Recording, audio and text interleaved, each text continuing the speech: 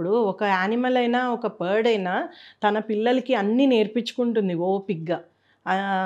ఎలాగా ఫుడ్ తెచ్చుకోవాలి, ఎలా బతకాలి, ఎలా ఇల్లు కట్టుకోవాలి, ఏం చెయ్యాలి, ఎలాగ ఏమైనా వస్తుంటే రక్షించుకోవాలి, ఇవన్నీ నేర్పిస్తుంది. ఇప్పుడు ప్రాబ్లమ్ ఏంటంటే పేరెంట్స్‌కి అవన్నీ చేసే టైము లేదు, ఓపిక లేదు. They have to earn. Earn చేయకుండా, డబ్బు లేకుండా స్కూల్‌లు లేవు. డబ్బు లేకుండా డెఫినెట్‌గా. వాళ్ళకి డబ్బుతో లేదు. మంచి ఫుడ్ లేదు. అనుకున్నవన్నీ తీసుకురాలేరు. చుట్టూ ఇంత చూస్తుంటే అట్రాక్షన్స్, చుట్టూ ఉన్న పిల్లలు కూడా డిమాండింగ్‌గానే తయారయ్యారు. సో, అసలు ఎందుకు మనం ఇంతవరకు ఎంత ఖర్చు పెట్టగలము అనే భయం లేదు. అంతకుముందు మేము పేరెంట్స్‌ని ఏదైనా అడగాలంటే భయపడేవాళ్ళం. అది ఉన్నాయో లేవో, నాన్నగారు ఏమనుకుంటారో, అమ్మ ఏమనుకుంటుందో అడిగితే అన్న ఇది ఉండేది. అప్పుడు పరిస్థితులు అవి.